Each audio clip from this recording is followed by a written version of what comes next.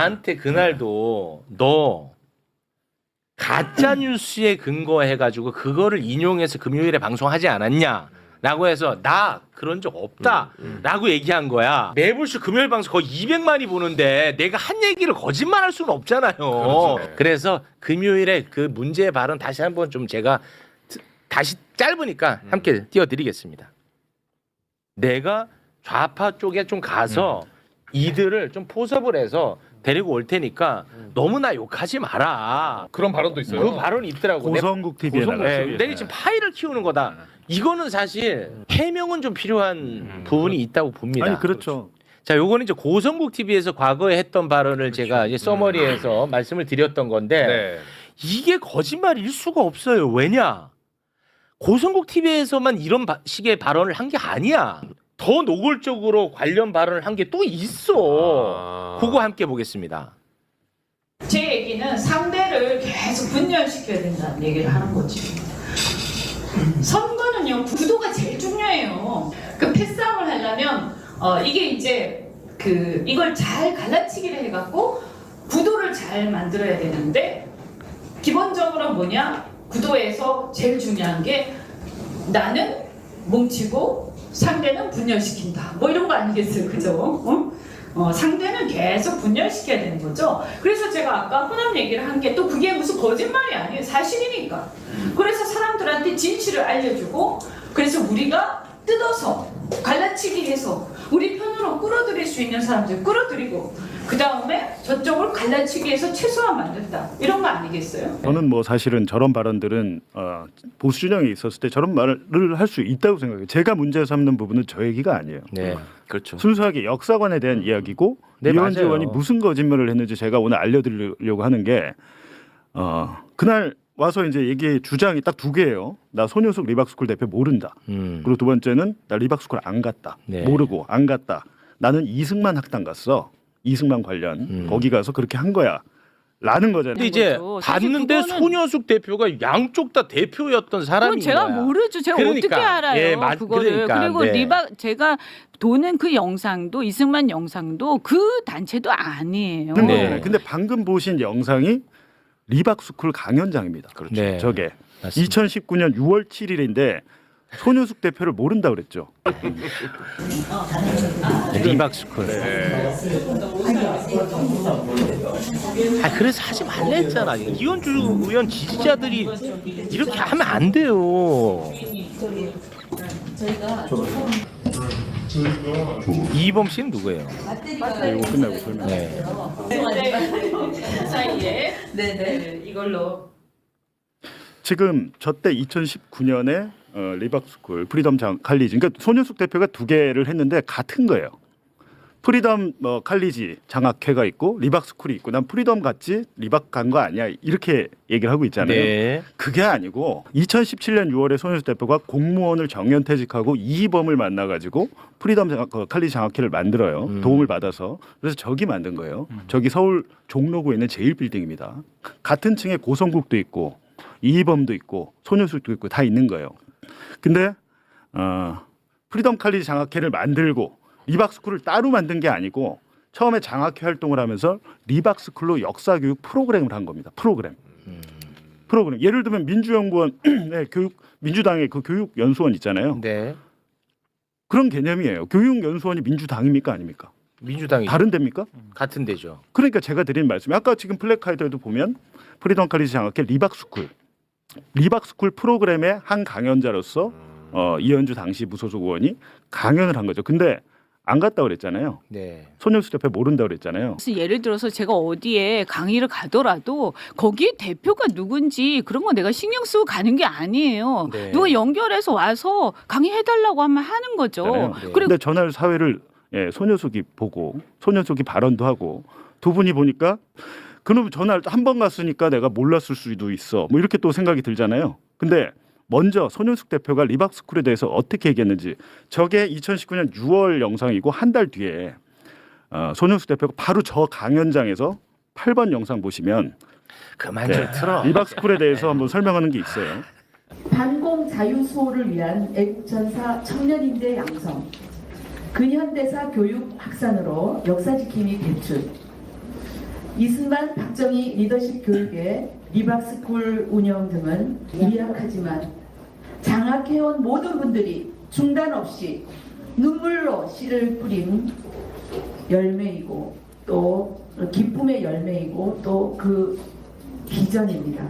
역사교실에서 탄생된 또 역사 지킴이 구국 인재 양성어인 산실이 된 리박스쿨. 여러분들 이 자리가 리박스쿨인 건 눈치채셨죠? 네. 어떻게 하셨습니까? 예, 여기 오른쪽에 여기 오른쪽에 보니까 전부 다 이승만 대통령의 생애와 업적에 대해서 다 저희가 또 게시를 했고요. 여기 왼쪽은 박정희 대통령의 생애와 업적.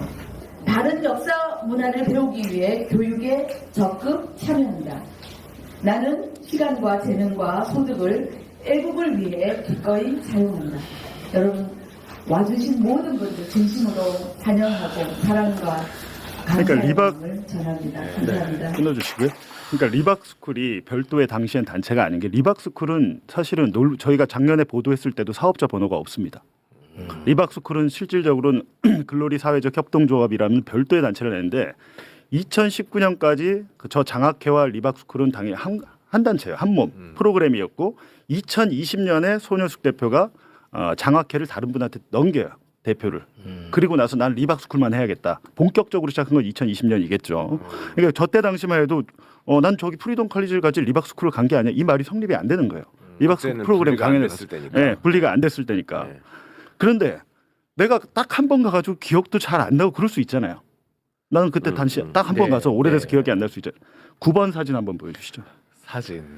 2018년 12월에 그러니까 이제 2018년에 이미 이현주 의원은 저 제1빌딩 리박스쿨이 있는 프리덤 칼리지 장학회에 있는 저곳 같은 그 강연장이에요. 같은 네. 장소. 같이 가서 사진 찍었잖아요. 행사하고. 수시로 드나들었던 걸로 보이는 겁니다. 근데 제가 볼 땐 손효숙 대표도 손효숙 대표지만 저기서 정말 그 핵심적인 인물은 이희범 씨죠. 이희범이 누구냐고 했을 때 이희범은 MB 때 댓글 공작 했잖아요. 댓글 공작 해가지고 그때 당시에 그 청와대에서 기업들에 압력 넣어가지고 지원해줘라 그래갖고 뭐 2억 3억씩 돈 받아가지고 댓글 공작하고 국정원 댓글 공작 관련된 분 처벌받은 분이에요. 네. 근데 저분이 2017년 박근혜 탄핵 이후에 활동을 재개합니다. 그러면서 리박도 생기고 프리덤 칼리지도 생기고 뭐 그런 거예요. 근데 그렇다면 이제 어떻게 연결이 될까라고 보면 제가 볼 때는 손효숙을 모를 수가 없잖아요. 지금 여러 번 같이 만나서 네네, 사진도 찍고 했기 반복적으로. 때문에. 근데 이희범 씨와 그러면 이현주 당시 의원은 무슨 관계냐? 제가 볼 때는 사실은 이희범 씨한테 또 이명수 기자 전화를 걸었더라고요. 그 내용은 제가 이제 그런 것까지는 하지 않겠습니다. 네네. 네, 그런 것까지는 하지 않겠는데 일단은 이희범 씨가 이현주 당시 의원의 출판 기념회에 가서 나는 이현주와 연대해서 함께 싸운다는 발언을 한 게 있어요. 몇 개가 많네.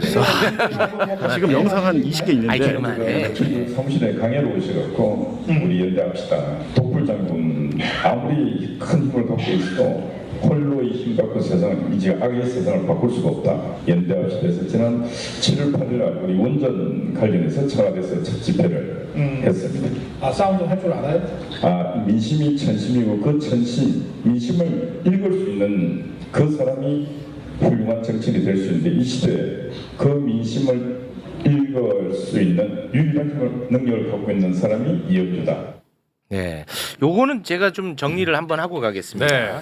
과거에 누군가의 말 실수를 파묘하는 것 아닙니다. 저는 그런 것에 대해서 반대합니다.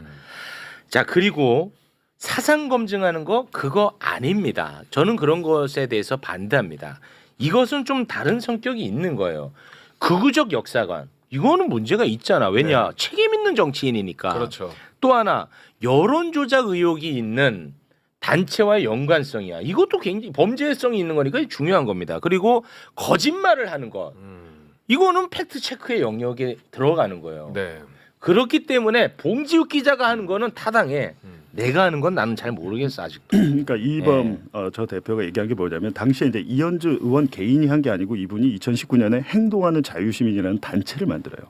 단체를 만드는데 보니까 이희범과 같이 많은 연대 활동을 했던 것 같은데 이 단체의 공동 대표가 카이스트 이병태 교수란 분인데 그 식민사학자. 예. 예. 종족 반일주의라는 책 네, 있잖아요. 네, 그 이영훈 서울대 전 교수가 냈던 그 책의 그 요지는 두 개죠. 첫 번째 식민지 근대화론, 두 번째 위안부는 자발적 매춘이다. 이거 두 개잖아요. 두 개인데 그 똑같은 사관을 이른바 낙성대 경제연구소의 그 친일 사관을 갖고 있는 이병태 교수가 공동 대표를 하면서 이현주 의원과 같이 활동을 했고 책이 나오니까 많은 논란이 되잖아요. 당시에 실제로 이현주 의원이 학문의 자유다 라면서 이걸 쉴드칩니다. 네. 그거는 언론 기사에 많이 남아 있어요. 그러니까 단순하게 일회성으로 강연한 게 아니고 저 당시에 2018년 19년에 이현주 의원의 많은 활동들이 영상으로 남아 있는데 사실 제일 많이 남은 거는 본인의 이현주 TV에 있었어요. 네. 그러니까 제가 알아보니까 작년에 지웠더라고. 아. 거기 제일 많은데 어쨌든 제가 여쭤보고 싶은 것은 역사관도 역사관인데 제가 또 영상을 보다 보니까 부정선거에 대해서도 굉장히 강한 신념을 갖고 있었더라고요. 그러니까 좀 그런 걸 물어보셨어요. 또 오셨을 때. 얼마 전에 월요일에 이현주 의원이 나왔잖아요. 극우적 역사관 관련해 가지고 제가 질문을 했어요. 그래서 지금은 어떠냐, 바뀌었냐? 바뀐 게 없어요. 그러니까 최소한 월요일에 저와의 인터뷰에서는 바뀌지 않았어요. 그렇지. 예. 그때는 내가 잘못 생각했었다. 그거는 없다니까요. 예. 바뀌지 않았다니까. 예. 그리고 자꾸만 가짜 뉴스를 퍼뜨린다고 계속 이야기를 하니까 지금 봉직 기자가 화가 좀 난 것 같은데 조금 아니, 화가 난 게 아니고요. 그냥 뭐 여러 가지 말씀을 드리는데 지금 그러니까 옛날에 그랬더라도 제가 당시에는 뭐 잘 몰랐다거나 근데 지금은 그거 생각이 아니야. 바뀌었다거나 아니, 그건 하면 끝났을 아니야. 일인데 예, 그건 아닙니다. 지금 여당의 수석 최고 전문위원을 하는 사람이 예를 들면 뭐 임시정부 대한민국 상해 임시정부의 뭐 적통성을 부정한다거나 이승만 뭐 박정희의 공과론을 얘기하잖아요. 제가 뒤집어서 얘기하면 본인도 정치인 이현주도 공과가 있을 거 아닙니까? 그런데 네. 예전에 과오에 대해서 사과를 하면 끝냈을 건데 역사관 논란과 더불어서 이거는 정말 심각한 거기 때문에 제가 한번 이거 보고 네. 가야겠다. 네. 일반 영상 한번. 아 이게 뭐야 또? 예. 아니, 제가 뭐 오늘 보니까 이제 부정선거 얘기도 하시고 여러 가지 얘기하시는데 제가 떨어진 입장에서 자꾸 얘기하면 참 이게 지가 떨어져서 그렇다 이런 말 들을까봐 말을 잘 못하는데 가끔씩 얘기합니다. 가끔씩.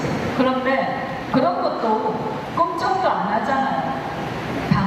그러면 최소한 제도를 바꿔야 되겠죠? 제도를. 사전선거를 없애야 되겠죠? 맞습니다.